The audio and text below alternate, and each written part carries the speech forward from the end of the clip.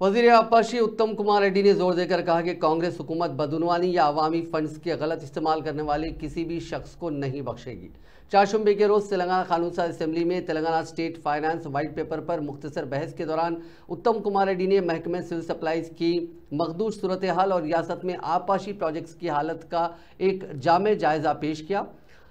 उन्होंने इल्ज़ाम लगाया कि बीआरएस की साबिका हुकूमत ने सिविल सप्लाईज कॉरपोरेशन को कर्ज़ों के बड़े जाल में ढकेल दिया। उन्होंने इंकशाफ किया कि कॉरपोरेशन फ़िलहाल 56,000 के कर्ज़ों में मुलविस है, जबकि उसे 11,000 करोड़ का नुकसान हुआ है। इसी तरह मेडीगड्डा प्रोजेक्ट के बारे में बात करते हुए उन्होंने कहा कि कालेश्वरम प्रोजेक्ट के नाम पर लाखों रुपए कर्ज लिया गया, लेकिन करीब 1 लाख करोड़ रुपए खर्च करके तामीर करने के बावजूद भी इसका आयकुट 1 लाख एकड़ से भी कम है। Civil supplies corporation basic ration బియ్యం ఇవ్వడానికి గతంలో చాలా కమోడిటీ ఇచ్చేది। ఈ ప్రభుత్వం వచ్చిన తర్వాత కేవలం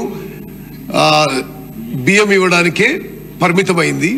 అదే విధంగా ప్యాడీ ప్రొక్యూర్మెంట్ కి ఇదివరకు కొంత ఎక్కువ క్వాంటిటీ ఇస్తుండే।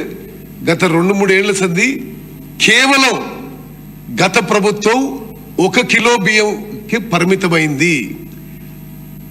గత 10 ఏళ్లుగా గత ప్రభుత్వం ఈ రేషన్ బియ్యం కింద సబ్సిడీ ఇవ్వనందుకు సివిల్ సప్లైస్ కార్పొరేషన్ యొక్క డెట్ వీళ్ళు అధికారంలో వచ్చినప్పుడు 3,300 కోట్లుంటే ఈ రోజు 56,000 కోట్లకు పెరిగిందని చెప్పి మనం చేస్తున్నాం।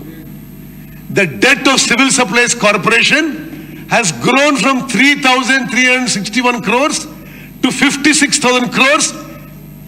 కేవలం వీరు ఇవ్వాల్సిన సబ్సిడీ ఇవ్వనందుకే నేను మనం చేస్తున్నారు। మరి అదే విధంగా నేను పూర్తి చేసినాక వాళ్ళు మాట్లాడమని చెప్పండి।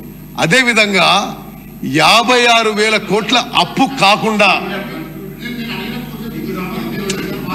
మహేష్ రెడ్డి గారు నేను అయినాక మీరు మాట్లాడండి, నేను అయినాక మీరు మాట్లాడండి ప్లీజ్।